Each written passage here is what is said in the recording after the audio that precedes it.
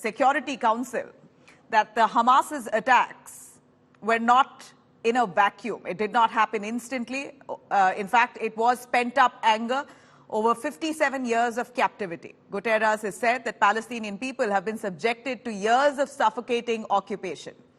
UN Secretary General's comments has now angered Israel quite naturally. Following this, Israel's Minister of Foreign Affairs, Eli Cohen, has cancelled his meeting with Antonio Guterres, accusing him of tolerating and justifying Hamas terrorism.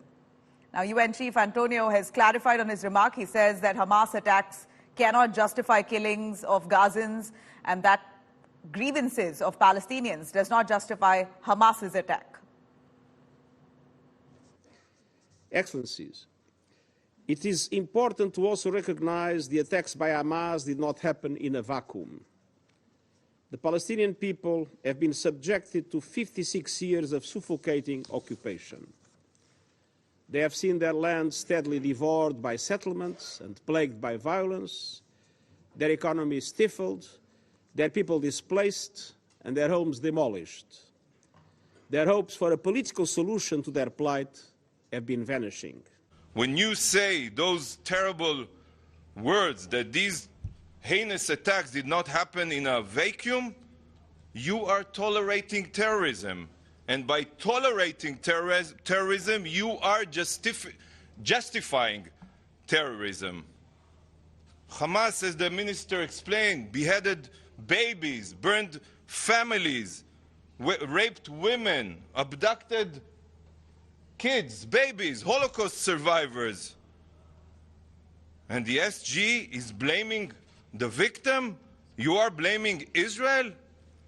This is a pure blood libel. This is a pure blood libel, and I think that the Secretary General must resign, because from now on, every day that he is here in this building, unless he apologizes immediately, today we called him to apologize, there's no justification to the existence of this building.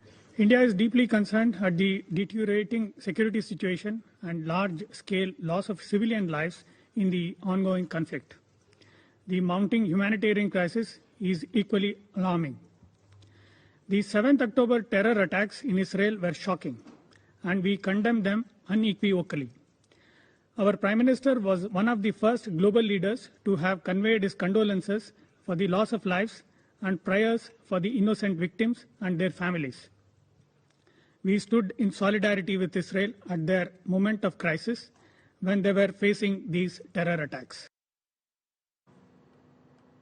All right. Now, meanwhile, U.S. Secretary of State Antony Blinken has condemned Hamas terror at UN. In fact, Blinken has said all acts of terrorism are unlawful, unjustifiable, whether they are carried out by ISIS, Boko Haram, or Lashkar-e-Taiba, or Hamas.